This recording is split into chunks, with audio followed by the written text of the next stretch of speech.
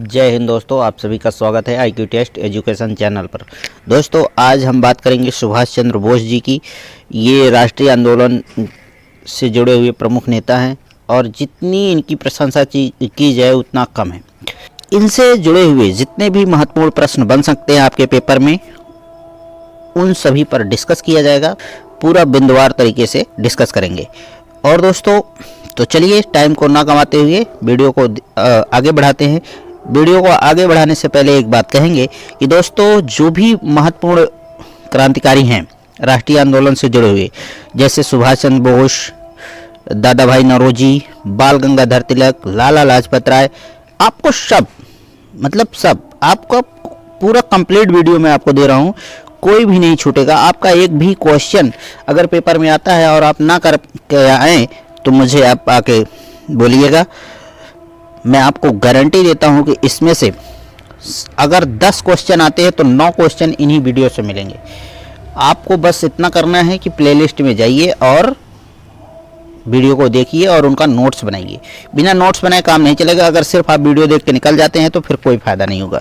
तो चलिए स्टार्ट करते हैं। राष्ट्रीय आंदोलन से जुड़े प्रमुख नेता सुभाष चंद्र बोस जी के बारे में सबसे पहले बात करेंगे। इनके जन्म के बारे में तो इनका जन्म जो है 23 जनवरी 1897 ईस्वी कटक में हुआ था। 1919 ईस्वी में कलकत्ता विश्वविद्यालय से स्नातक किया। ये भाई साहब विदेश पढ़ने के लिए नहीं गए थे।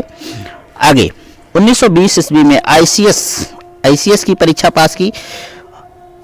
1921 ईस्वी में गांधी जी के द्वारा असहयोग आंदोलन चलाया गया था, जैसा कि आप सभी जानते हैं। शुरू करने पर बोस जी नौकरी छोड़ दिए भाई साहब गांधी जी के चक्कर में, और 1921 ईस्वी में राजनीति में प्रवेश कर लिया। 1921 ईस्वी में प्रिंस ऑफ वेल्स के भारत आने पर सुभाष ने कलकत्ता में विरोध किया। प्रिंस ऑफ वेल्स जब भारत आए तो उनका इन्होंने विरोध किया। 1921 ईस्वी में प्रिंस ऑफ वेल्स, जब आपसे क्वेश्चन पूछा जाए कब आए तो 1921 ईस्वी में आए। कलकत्ता में इन्होंने विरोध किया और 6 महीने के लिए जेल जाना पड़ गया। नेताजी ने कुल कितनी बार जेल की हवा खाई तो 11 बार जेल की हवा खाई इन्होंने। गांधी जी द्वारा असहयोग आंदोलन के बीच में रोक देने के कारण सुभाष उनसे दुखी हुए और कालांतर में वे देशबंधु चित्तरंजन दास के करीब आए तथा उनके विश्वास पात्र बन गए। ये अच्छी बात थी। दोस्तों, गांधी जी की कभी कभी बातें समझ में नहीं आती थी। वो आंदोलन शुरू भी झट से कर देते थे और ख़त्म भी झट से कर देते थे। ये हिंसा को नहीं पसंद करते थे, जबकि असहयोग आंदोलन में हिंसा हो गया था, तो इसलिए इस आंदोलन को इन्होंने बंद कर दिया था।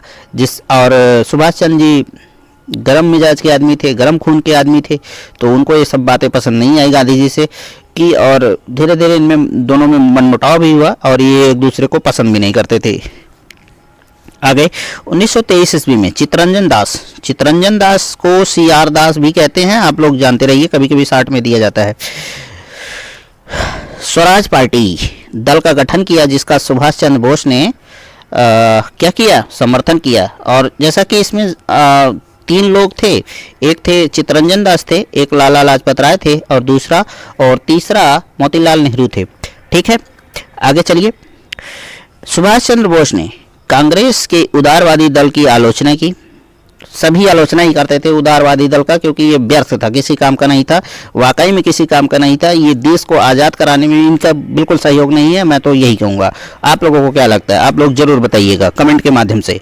मुझे नहीं लगता कि ये उदारवादियों की वजह से भारत आज़ाद हुआ है। अगर आज़ाद हुआ है तो सिर्फ इन क्रांतिकारियों से, जो जोशीले क्रांतिकारी थे, जिन्होंने अपनी जान की बाजी लगाई, जेल जाने से नहीं डरते थे, वही देश के कर्णधार बने। लेकिन बाद में ये भाई साहब उदारवादी बड़े चालाक थे और इनको धीरे से किनारे कर दिए और सब कुछ हथिया लिया इन्होंने। बाद में भारत के प्रधानमंत्री बने, बहुत सारे पद थे जो सम्मान के पद थे, ये सब कब्जा लिए और इन क्रांतिकारियों को कुछ नहीं मिला जो जोशीले थे। इनको सिर्फ गालियाँ मिली और एक नाम दिया गया इनको। वो नाम क्या था, आतंकवादी उग्रवादी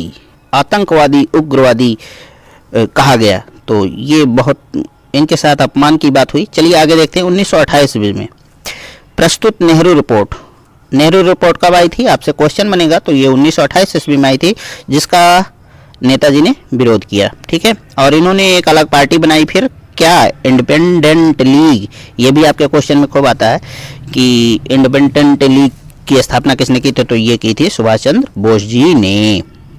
भाई साहब नेहरू रिपोर्ट में क्या था, तो इसके बारे में चर्चा करेंगे कि क्यों सुभाष चंद्र बोस जी इसका विरोध कर रहे थे। प्रादेशिक स्वायत्तता का प्रस्ताव था इसमें, इसलिए सुभाष चंद्र बोस जी इसका विरोध कर रहे थे। 1931 ईस्वी में हुए गांधी इरविन समझौता का भी इन्होंने विद्रोह किया था। क्यों किया था? गांधी जी ने अन्याय कर दिया था भगत सिंह जी के साथ। आपको ये समझना चाहिए कि गांधी जी अगर अहिंसावादी थे, लेकिन आपको किसी की जान से खेलने का हक नहीं है, और इन्होंने जान से खेल दिया भगत सिंह के जान से। ये मान लीजिए कि हाँ भाई ठीक है, उन्होंने गलत किया। सुभाष चंद्र बोस का मानना था कि अंग्रेज सरकार अगर भगत सिंह की फांसी की सज़ा माफ़ नहीं कर रही है तो समझौता करने की कोई ज़रूरत नहीं है। जो जोशीले क्रांतिकारी थे उनका मानना था कि अगर इरविन समझौता में हमारे क्रांतिकारियों को फांसी दी जाती है तो ये समझौता मानने का कोई औचित्य नहीं है, लेकिन गांधी जी मान गए और अंततः भगत सिंह जी को फांसी भी हो गई। आगे, नेताजी जोशीले विचारों के नेता थे, इसलिए उन्हें ऑल इंडिया यूनियन कांग्रेस एवं यूथ कांग्रेस का अध्यक्ष बनाया गया। 1938 ईस्वी में कांग्रेस के हरिपुरा कहाँ है, गुजरात सूरत में पहली बार सुभाष चंद्र बोस को अध्यक्ष बनाया गया। तो पहली बार कब बने? 1938 में। पहला क्वेश्चन यही बनता है कि कब बने, तो 1938 में। दूसरा क्वेश्चन बनता है कि ये अधिवेशन कांग्रेस का कहाँ हुआ था, तो हरिपुरा में हुआ था। और सूरत गुजरात, सूरत कहाँ है, तो गुजरात में है, और हरिपुरा कहाँ है, तो सूरत में है। तो ये जानते रहिए आप। 1939 ईस्वी में त्रिपुरी, जबलपुर, मध्य प्रदेश कांग्रेस में गांधी जी के विरोध के बाद भी सुभाष चंद्र बोस को अध्यक्ष पद के लिए चुन लिया गया। गांधी जी, जैसा कि आप सभी जानते हैं कि गांधी जी सुभाष चंद्र बोस जी को नहीं पसंद करते थे। 1939 ईस्वी में इनको जबलपुर मध्य प्रदेश में जो त्रिपुरी है वहाँ का अध्यक्ष बनाया गया कांग्रेस अधिवेशन का। इसको त्रिपुरी संकट भी कहा जाता है, तो आप सभी जानते रहिएगा। चुन लिया गया। उन्होंने पट्टाभ सीतारामैया, गांधी जी पट्टाभ सीतारामैया का नाम आगे किए थे, जबकि इनको कांग्रेस को लोग चुन लिए नेताजी सुभाष चंद्र बोस जी को। तो जब पट्टाभ सीतारामैया हार गए तो गांधी जी ने क्या कहा, पट्टाभ की हार मेरी हार है। कांग्रेस कार्यकारिणी के लगातार विरोध के कारण नेताजी ने बाद में कांग्रेस अध्यक्ष पद से इस्तीफा दे दिया। उन्होंने पद का लालच नहीं किया और मुंह पे मारा उनके अध्यक्ष पद का, ले जाओ अपना अध्यक्ष पद, मुझे नहीं चाहिए। उन्होंने मना कर दिया, बाद में उन्होंने इस्तीफा दे दिया। आगे 22 जून 1939 ईस्वी में नेताजी ने फॉरवर्ड ब्लॉक की स्थापना की। ये क्वेश्चन हजारों बार, लाखों बार आए हैं आपके पेपर में। फॉरवर्ड ब्लॉक की स्थापना किसने की थी, तो नेताजी सुभाष चंद्र बोस जी ने की थी। और डेट भी याद रखिएगा, 22 जून 1939 ईस्वी। 1939 ईस्वी में हाल बेल स्टैचू को सार्वजनिक स्थल से हटाने के लिए आंदोलन किया गया, जिसके लिए नेताजी को जेल जाना पड़ा। भाई साहब, इन्होंने स्टैचू जो हाल बेल की लगी थी उसका विरोध किया तो इनको जेल भी जाना पड़ा। जैसा कि जानते ही हैं कि अगर सरकार के खिलाफ आप कुछ बोलते थे तो उस समय जेल में ज़बरदस्ती डाल दिया जाता था। इसी क्रम में सुभाष ने सरकार को लिखा, बड़ी मस्त लाइन लिखी है भाई साहब, इसको आप लोग ध्यान में रख सकते हैं। मुझे मुक्त कर दीजिए, अन्यथा मैं जीवित रहने के से इनकार कर दूंगा। इस बात का निश्चय करना मेरे बस में है कि मैं जीवित रहूं या मर जाऊं। शहीदों का, ये लाइन बहुत ही महत्वपूर्ण है, शहीदों का खून धर्म का बीज होता है। आपसे ये टॉपिक पूछ लिया जाएगा, ये एक लाइन दे दिया जाएगा, शहीदों का खून धर्म का बीज होता है। कथन किसका है, तो आपको बताना पड़ेगा सुभाष चंद्र बोस जी का। देशवासियों से यही कहना है कि भूलना नहीं कि दास्ता मनुष्य के लिए सबसे बड़ा पाप है। ये लाइन भी इम्पोर्टेंट है। दास्ता मनुष्य के लिए सबसे बड़ा अधिकार है। शहीदों का खून धर्म का बीज होता है। ये दो लाइन आपके लिए इसमें बहुत ही महत्वपूर्ण है। ये कथन में आएगा और आपसे पूछा जाएगा कि ये लाइन किसने कहा है, तो आपको फट से जवाब देना है, सुभाष चंद्र बोस जी का नाम लेना है। ठीक है, आगे चलते हैं। 1939 ईस्वी में द्वितीय विश्व युद्ध के दौरान सरकार ने नेताजी को उनके कलकत्ता निवास पर नजरबंद कर दिया। 1939 का द्वितीय विश्व युद्ध स्टार्ट था भाई साहब, और उसमें अंग्रेजों को कुछ शक था इनके ऊपर कि ये कुछ उल्टा सीधा करेंगे, तो इसलिए कलकत्ता के निवास पर इनको नज़रबंद कर दिया गया। लेकिन भाई साहब 26 जनवरी 1941 को नेताजी नज़रबंद से फरार हो गए। अब कैसे फरार हो गए, ये इनकी बुद्धिमानी की बात है। फरार होने के बाद सबसे पहले ये अफगानिस्तान होते हुए जर्मनी गए। वहाँ इन्होंने हिटलर से मुलाकात की और जर्मनी से वे जापान चले गए। ठीक है, ये लाइन महत्वपूर्ण है कि अच्छा पूछा जाएगा फरार होने के बाद एक क्रम दे दिया जाएगा किस किस देश गए, तो सबसे पहले अफगानिस्तान गए, फिर जर्मनी गए, फिर जर्मनी से जापान चले गए। आगे, नेताजी ने जर्मनी एवं इटली में बंदी के रूप में रह रहे भारतीय सैनिकों को एकत्र कर लिया। भारतीय मुक्ति सेना इन्होंने बनाई। वहाँ जर्मनी और इटली में जो द्वितीय विश्व युद्ध में भारतीय सिपाही लड़ रहे थे, जब वो बंदी हो गए तो उनको एकत्र किया गया और भारतीय मुक्ति सेना बनाया। किसने? सुभाष चंद्र बोस जी ने। और इसका मुख्यालय ड्रेसडन कहाँ है? जर्मनी में है।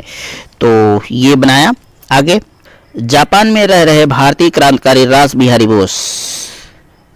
बोस ने टोक्यो में आज़ाद हिंद फौज एवं भारतीय स्वतंत्रता लीग की घोषणा की। इन्होंने इन दो फौजों की घोषणा की और 20 जून 1943 ईस्वी में नेताजी को इस सेना की जिम्मेदारी सौंपी गई।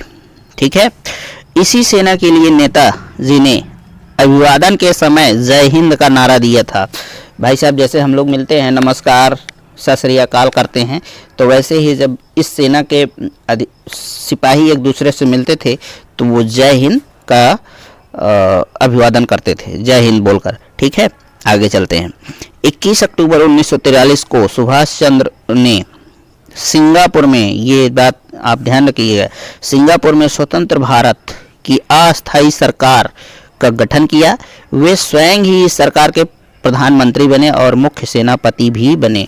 अगर देखा जाए तो भारत के प्रथम प्रधानमंत्री कौन थे? तो नेताजी सुभाष चंद्र बोस थे। भारत के स्वतंत्रता से पहले की बात है। स्वतंत्रता के बाद बात की जाए तो जवाहरलाल नेहरू थे, और स्वतंत्रता से पहले कौन था? तो नेताजी सुभाष चंद्र बोस थे। लेकिन अंतरिम सरकार में भी, जब भारत आज़ाद नहीं हुआ था, तो अंतरिम सरकार में भी जवाहरलाल नेहरू को ही प्रधानमंत्री माना गया था। तो इस प्रकार से इनको, ये विवादित है, लेकिन जो आज भी क्रांतिकारी विचार के लोग हैं तो प्रथम प्रधानमंत्री नेताजी सुभाष चंद्र बोस को ही मानते हैं। कहते हैं कि ये सब छलावा था, जवाहर को बना दिया गया प्रधानमंत्री। तो हम नहीं मानते हैं, प्रथम प्रधानमंत्री जवाहरलाल नेहरू ना होकर सुभाष चंद्र बोस जी थे। और ये सच भी है कि 21 अक्टूबर 1943 को सिंगापुर में इन्होंने अपने अंतरिम सरकार बनाई थी अस्थायी रूप से। तो ये सच भी है एक प्रकार से। और सरकार नहीं होगा यहाँ होगा संसार की 9 शक्तियों में से जापान, जर्मनी, इटली ने इस सरकार को मान्यता दी। ये अपने आप में बहुत बड़ी बात थी दोस्तों।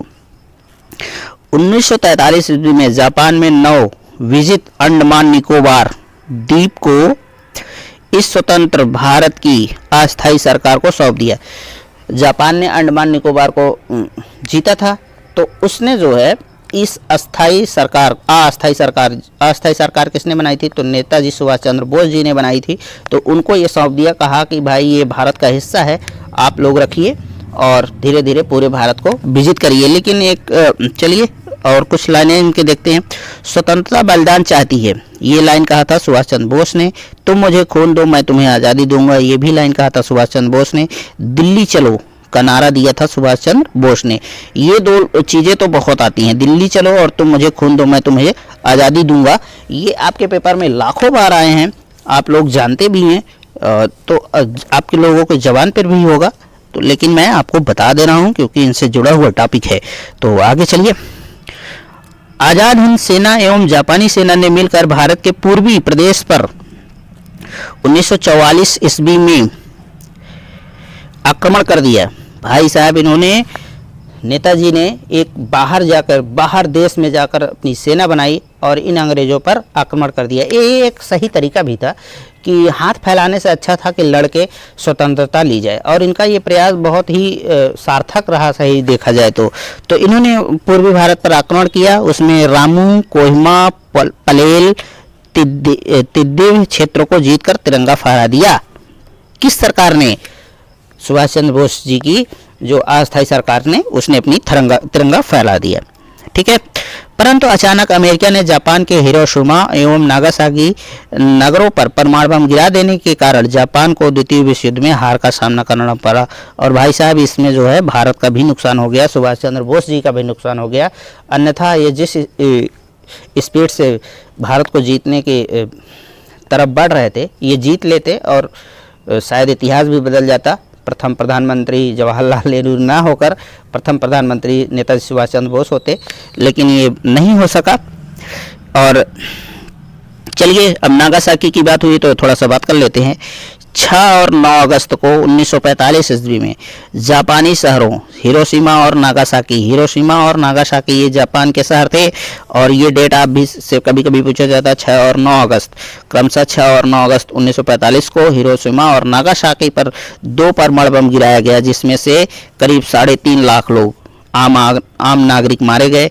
तो ये बड़ा विध्वंसक था अमेरिका की तरफ से प्रहार। आगे 18 अगस्त 1945 को हवाई जहाज द्वारा टोक्यो के लिए रवाना हुए और विमान दुर्घटना में संभवतः नेताजी की मृत्यु हो गई। लेकिन ये भाई साहब कंफर्म नहीं था, क्योंकि नेताजी मरे नहीं थे। कुछ लोग कहते हैं कि बच गए थे, कुछ लोग कहते हैं कि मर गए थे, और ये कंफर्म नहीं हो सका और इनको वो सम्मान नहीं मिल सका जो एक क्रांतिकारी को मिलना चाहिए।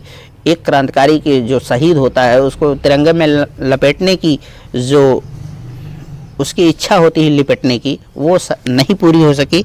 ये बड़ी दुखद बात है। और एक दुखद बात है, अभी आपको आगे बताऊंगा। नेताजी सुभाष चंद्र बोस की जीवनी क्या थी?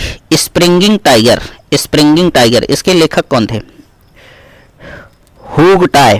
कौन थे? तो इसके लेखक थे हुग टाई। 1959 में लिखा था इन्होंने और प्रकाशन हुआ था केसल के द्वारा। दोस्तों ये बड़ी अपमान की बात है कि हमारे देश के क्रांतिकारी की जीवनी एक विदेशी लिख रहा था। गर्व की बात है और अपमान की बात है। अपमान की बात क्यों है?